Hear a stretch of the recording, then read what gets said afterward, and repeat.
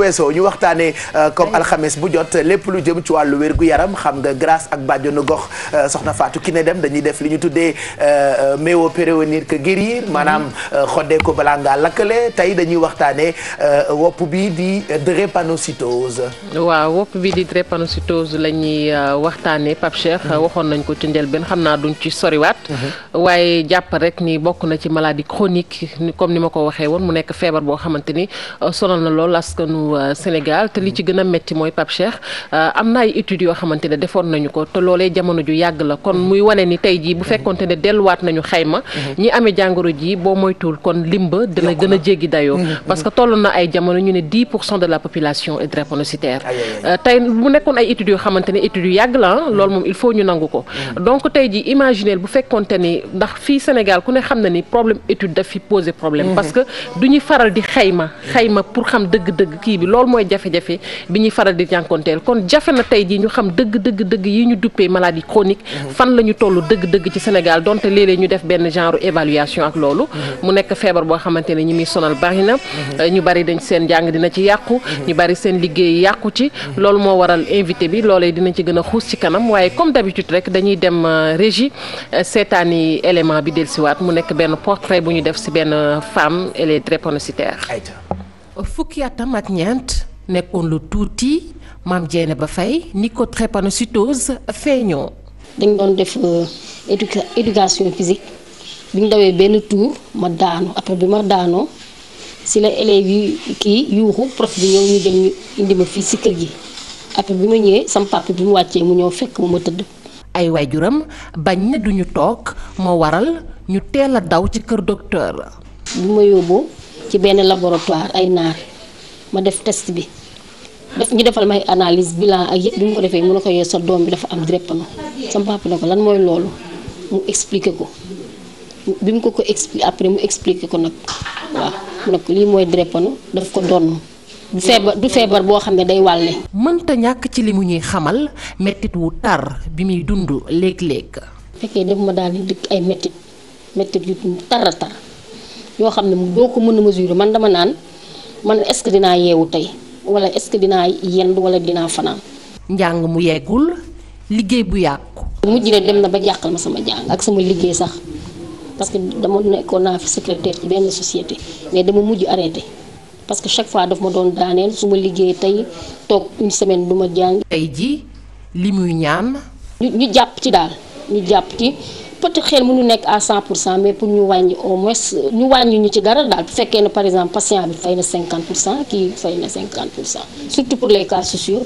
jaar-jaaram ci feebaru drépanocytose mënu koo wax te xelam du dem ci rakkam bu góor ak waajuram bu góor yi génn àdduna juróom fukki atam ci tey jii mi ngi wéy di xeex ak jàngoro ji boole kook ay mbokkam yu koy dooleel saa su ne. Cheikh ñoo ko gisandoo muy portrait bi nga xamante ne def nañu ko tey mu jëm ci benn soxna boo xamante ne mi ngi dund ak doomu jàngoro ji ni ñu koy defee rek saa su ne léeg-léeg ak invité bi fii teew muy professeur Saliou Diop mooy directeur du centre national de transfusion sanguine Pape ma bàyyi la rek nga dalal ko. voilà professeur ñu ngi lay nuyu defe naa fi ñu tollu tembe boo waxee feebar bi di drépanocytose xel dina dem ci bërëb bi nga xamee ni yaa ko jiite mais mën nañu jàpp ni problème mu santé publique la moom drépanocytose parce que dafa bokk ci feebar yi borom xam-xam yi tuddee maladie chronique. Tout à fait. Bon, maa ngi leen di remercier seen invitation. Je pense que li ñuy wax ci drépanocytose maam Dieyna ba patiente bi wax na lépp. wax na exactement li nga xam ne noonu la patient yi di ko vivre. mooy métit yu bëri. métit yoo xam ni da leen di yàqal seen àdduna. ñun docteurs yi sax. bu ñu gisee malade yi wax ba pare dootu ko bëgg a topp tool yi dara. ndax li ñuy yëg ñoom moo metti ñoo ko gën a mën a décrire. métit yi ñaareel bi mu wax mooy problème mu insertion socio-professionnelle. parce que comme ni mu ko waxee nekkoon na sax secrétaire mais mënul continuer liggéey ndax yenn saa dina bëgg a liggéeyi mu am ay crise patron yi du ñu nangu loolu. donc suñu commencé soit ñuy jàngi soit ñuy liggéeyi. jàng bi day yàqu. wax na tamit beneen problème mooy problème mu frère am bu décédé. malheureusement c'est une réalité encore. actuellement xalaat nañ ni ñi nga xam ni dañu am drépanocytose lu ëpp 50% dañuy décédé avant ñuy am 20 ans. oh là là. te bu ñu xoolee bu baax yeneen réew yi nga xam ni réew kii la. à peu près plus de 90% dinañ atteindre l'âge adulte. donc mortalité bi nekk na toujours un problème boo xam ni daf ñuy poser vraiment avec beaucoup d'activité. ñàkk moyen la wala ñàkk dem di seeti ñi koy faj la. peut-être que dinañ si waxtaan mais surtout ñàkk organisation pour prise en charge. d'accord. Dernier point bi mu wax. mooy problème mu. donc dernier problème bi mu wax. moom mooy problème mu maladie sociale c'est-à-dire que danañu soxla parfois. di dem ci docteur yi mais du ñu am moyen wu dem. donc côté boobu aussi je pense que aujourd'hui le point bu am importance la parce que xam ngeen ni depuis quelque temps ñu ngi discuter beaucoup sur toutes les mesures de solidarité nationale. am na ay CMU, la couverture médicale universelle, am na les cartes d'égalité de chance, am na beaucoup de fonds de solidarité. Je pense que il faut que peut-être au niveau des associations des malades, au niveau de l'État, nit ñi réfléchir pour xam que ni drépanocytaires effectivement ay personnes vulnérables lañu et pour voir donner leur information yëpp yi nga xam ni c'est utile pour ñu xam mesures sociales yi am pour que ñoom ñu mun ci am accès.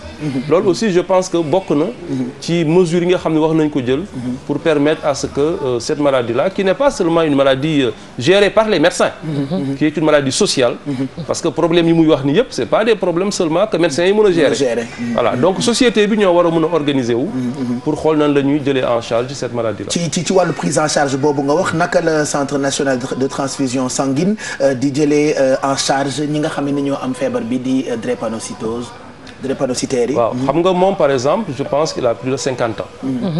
donc prise en charge bi ñu koy def par rapport ak âge boobu.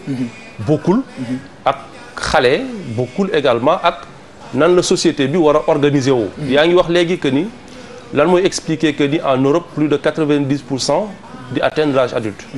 loolu leen rek la. mooy que dañ leen di diagnostiquer bi ñu juddoo. xam nga actuellement politique de prévention bi ñu am. mooy surtout comme ni ngeen di def nii mooy di informer population bi. mais ñëpp xam nañ ni joxe information doyul. xam nga actuellement on est un peu presque à une saturation médiatique. Il y a beaucoup de communication beaucoup d'éducation. bon mais xamuñu exactement ñi ñuy déglu ñoom lan la ñuy capter. mun nañuy wax tout le temps man je viens souvent dans les télé et tout dire dem leen defi dépistage. avant ngeen di marié wu. dépister leen. mais bon nit ñi dañuy wax. dépistage bi day permettre ñu prévenir drépano bi. alors pour wàññi ko parce que dañuy seetlu ko Afrique la gën a bëri. dépistage bi lenn rek moom mooy essence moom mooy but bi. éviter que ay SS mën a juddu. pour que SS mën a juddu. il faut ñu éviter que ñaari AS. di sëy loolu lu muy tekki. loolu lu muy tekki mooy que ñaari AS bu ñu sëyee am nañu ay risques pour que xale yi nekk SS. mooy ñi am forme AS. AS moom mooy porteur bi nga xam ne benn ci waajuram. moom moo ko transmettre. mais xam nga feebar boo xam ne boo jëlee téeméeri nit ci Sénégal. fukk yi am nañ ko. par exemple bu ñu nekkee 20 filles c'est sûr que ñaar am nañ ko au moins.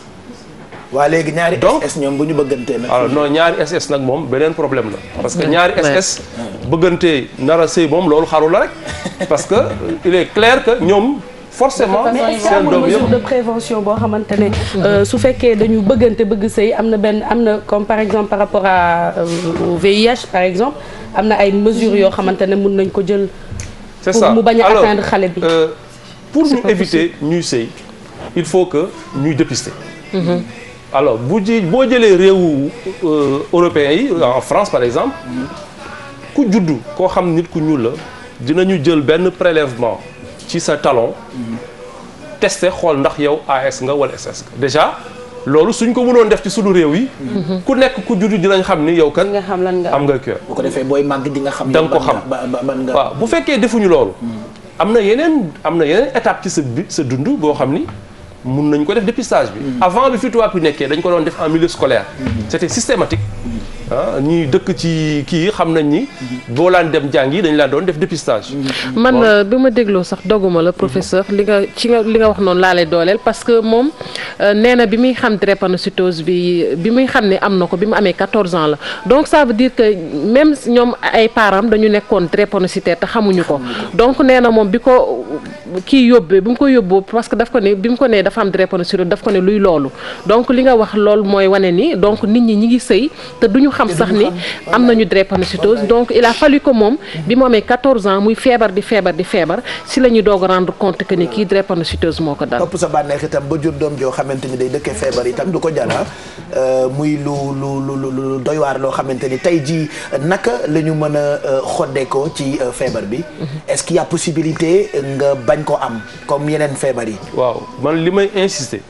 mooy surtout éducation boobu nga xam ni ku nekk war na ko mun a diffuser à son entourage. que ni normalement test bu simple la boo xam ni. ku nekk mun na ko def. parce que amul de façon systématique. benn proposition de dépistage à la naissance loolu amul suñu réew. kon c'est devenu c'est possible parce que vaccination par exemple. tout le monde vacciné. mënoon nañu intégrer loolu. mais en attendant. il faut que ñu am culture. Soit au cours de l'embauche de faire les tests, pas pour discriminer, mais pour juste identifier et reconnaître. Voilà, avant le mariage, de faire un test. Ça, c'est aussi pour plus renforcer le couple, hein, éventuellement, pour connaître mieux les risques qu'il y a, etc. Maintenant, bu fekkee prévention boobu passé na. Eh bien ñi nga xam ni xam nañ ko ba pare. ben mesure de prévention yi mooy di ñuy suivre ñu leen di suivre ñuy dem ci docteurs yi. di leen di suivre ñu koy xam et cetera.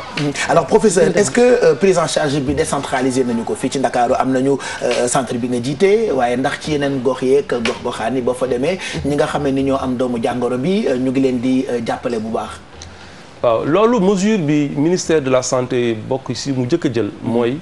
ñu xool nan la ñuy def ba dans toutes les régions que drépanocytaires yi ñu mën leen suivre donc organiser nañu ay formation pour que région yu nekk ñu am ay référents ñoo xam ni en principe drépanocytaire médecins yëpp mën nañu ko dem doon suivre c'est une maladie peut-être da nga soxla dem une ou deux fois dans des structures spécialisées mais médecins yëpp normalement war nañu mën a suivre drépanocytaire donc il y a une décentralisation il y a beaucoup de régions où il y a des médecins yoo xam ne mën nañu continuer di suivre maladie suivi boobu aussi ay traitements yu ñu leen di jox la am na parfois bu ñu amee ay crise ñu jël leen hospitaliser leen et cetera donc suivi boobu c'est assez bien codifié. léegi professeur leneen lu ma bëgg kii toujours par rapport ak prise en charge bi parce que dinañ faral di dégg ñu koy wax di ko joytu muy garab yi nga xamante ni cher na ci ñoom te bu ñu sañoon vraiment nguur gi jàpp ci bu baax a baax ngir mu oyof ci seen kii foofu également fan ngeen ci toll ci xeex bi ndax mën nañu xalaat ni vraiment garab yi dina mës a accessible lool ci ñoom. xam nga loolu laa wax ci njëlbeen que ni c'est une maladie sociale. maladie sociale mooy loo xam ni il faut que société bi organiser wu pour aider ñi malade. donc je pense que il est important que yi nga mesures yooyu ñuy jël. de couverture maladie universelle les mesures les cartes d'égalité de chance yooyu que ñu considérer drépanocytaires yi comme ay personnes yu vulnérables et que ñoom ñuy mën a avoir accès à ces possibilités là même le ministère de l'éducation am na ci place il faut que ñu permettre drépanocytaires yi par exemple bu fekkee dañuy stratégique voilà bu fekkee dafa am ñoo xam ni dañuy absenté ou des choses comme ça qu'on leur permette de rejoindre l'école qu'on ne les traite pas de la même façon que koo xam ni. amul traitement yu est-ce que feebar buy wér la. non du wàlle. c'est-à-dire que nga nekk. ci famille rek nga ko mën a jëlee. voilà ci feebaru ndonn la. wax nga aussi wax bu important. mooy est-ce que feebar buy wér la. parce que ci année yii yëpp xalaatoon nañu drépanocytose kenn mënu ko faj. léegi am na benn technique bu ñu tuddee greffe de moelle. loolu technique la boo xam ni ñu ngi koy utiliser pour traiter ay cancer mais actuellement technique la boo xam ni ñu ngi koy commencer di utiliser pour drépanocytose centre yi nga xam ne ñu ngi koy def ñu ngi koy boo jëlee téeméeru drépanocytaires yu ñu greffé juróom-ñeent fukk yi ak ñaar dañuy wér complètement au début dañu xalaatoon ni sax loolu duñ ko mën a am ci sunu réew yi ndax dafa cher trop parce que bu ñu jëlee évaluer greffe ñaata lay jar en France par exemple c'est 130 millions de francs CFA par personne alors voilà loolu nag moom moo ñu inquiété woon mais léegi actuellement depuis ces 10 dernières années am nañu ay données yu importantes yu jóge Inde et récemment aussi depuis maintenant 3 ans au Nigeria il y a eu déjà 3 patients qui ont eu à bénéficier de ces greffes-là et actuellement il y a des données qui montrent que avec 15 millions entre 15 millions et 20 millions par personne on peut faire la greffe. mu ngi wàññeeku en tout cas parce que sunu réew yi c'est moins coûteux. parce que ressources humaines yi c'est moins coûteux et cetera. et donc on pense que booy comparer li nga xam ni malade bi ñu ngi koy jënd ay garab ci diiru dundam. nga comparer aussi 15 à 20 millions yi nga xam ne mën na ko def pour ñu wéral ko complètement je pense que dina nekk loo xam ni li anglais di wax cost effective coût efficace kii bi dina wàññeeku ko et je pense que il faut que ñuy réfléchir pour que technique boobu et on a des spécialistes également pour le faire pour ça am nañu ay spécialistes pour loolu fii ci réew alors on n'a pas tous les prérequis mais yooyu ay programme la yoo xam da nga koy def avec pour objectif que ni da nga naan d'ici 5-10 ans il faut que mu am dafa nuroog rek comme greffe de rein il faut mu am mais loolu ñun ñi nga xam ne ñu ngi ciy liggéey commencé nañu di former nit ñi di mettre les prérequis pour que incha allah xalaat nañu fii ak fukki at technique yooyu mën a disponible au Sénégal. Alors professeur pour ñu jeexal c'est vrai que waxtaanee feebar bi du yam rek du mën a doy ci minutes yi ñu am xam naa dañ ko gën a yaatal grâce ak Fatou Kiné Deme lan ngay jox askan wi nga xam ne ñoo ñuy seetaan ci wàllu conseil ci wàllu message jëm ci feebar bii di drépano. ñaari conseil bi si jëkk mooy que population bi ñëpp xam ni feebar la boo xam ne dafa law ci suñu réew yi wax naa ko téeméer bu nekk fukk donc il faut que ku nekk ci sa bopp am responsabilité wu ñëw xool test bi xool ndax am na ko am ñaareelu conseil bi mooy que plus ñuy nekk sëy ci biir famille bi plus risque bi di gën a yokk d'accord donc aussi loolu tamit il faut ñu jaay ci xel xam ni sëyu biir famille day feeñal yenn feebar yi nga xam ni dafa mënoon a nëbbatu voilà loolu tamit il faut ñu koy xalaat par rapport di ci bàyyi xel jërëjëf professeur Saliou Diop je rappelle que yaa jiite centre national de transfusion sanguine ñu ngi lay gërëm ci teewaay bi ku ne xam ne ni jot amul waaye bàyyi nga lépp ndax askan wi rek la ñor ci di leen sensibiliser par rapport ak yenn ci ay jàngoro yoo xam ne ni daf ñoo lakkal lu ci mel ni drépanocytose bile nga xam ne ni maladie chronique la ba noppi itam problème de santé publique la soxna Fatou Kiné Deme yow itam ngërëm ñeel na la. waaw yow itam ngërëm ñeel na la di remercier professeur Saliou Diop ni nga ko waxee waxtu bi nekk na loo xamante ni dafay xat ci ñoom. mais lu mu metti ñëw na teew si ñu di ko jaajëfal bu baax ci invitation bi. voilà merci beaucoup kon jeudi prochain incha allah nga dellu si. comme ça ñu waxtaane waat ay doomi jàngoro yoo xam ne ni da ciy baax ñu ciy sensibiliser mbokk yi.